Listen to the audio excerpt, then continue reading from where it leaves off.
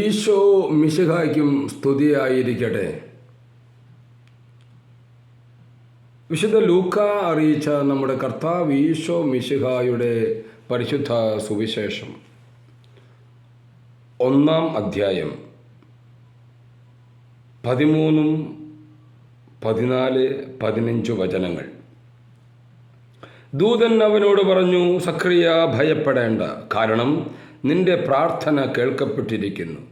നിന്റെ ഭാര്യ എലിസബത്ത് നിനക്ക് ഒരു പുത്രനെ പ്രസവിക്കും. നീ അവനെ യോഹന്നാൻ എന്ന് പേര് വിളിക്കണം. നിനക്ക് സന്തോഷവും ആനന്ദവും ഉണ്ടാകും. അനേകർ അവൻ്റെ ജനനത്തിൽ ആഹ്ലാദിക്കും. അവൻ കർത്താവിൻ്റെ മുമ്പിൽ വലിയവനായിരിക്കും. വീഞ്ഞോ ലഹരി പാനീയങ്ങളോ അവൻ കുടിക്കുകയില്ല.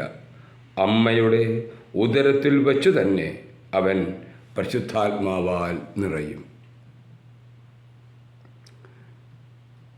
ജനിക്കാൻ പോകുന്ന ഓരോ കുഞ്ഞിനെക്കുറിച്ചും ദൈവത്തിന് പ്രത്യേക പദ്ധതികളുണ്ട്.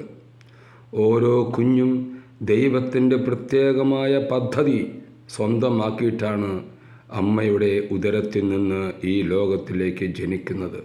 അങ്ങനെയെങ്കിൽ ജനിക്കുന്ന ഓരോ മക്കളെയും കാത്തു സൂക്ഷിക്കേണ്ട ഉത്തരവാദിത്വം ഓരോ മാതാപിതാക്കൾക്കും ഉണ്ട് എന്നുള്ള കാര്യം എപ്പോഴും മനസ്സിൽ ഓർത്ത് അബോർഷൻ, ഗർഭഛിദ്രം എന്നുള്ള പാപം ഈ ലോകത്തിൽ നിന്ന് തുടച്ചു നീക്കുവാനായിട്ട് ഓരോ മാതാപിതാക്കൾക്കും സാധിക്കട്ടെ.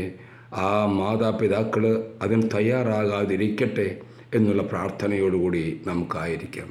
ആമേൻ.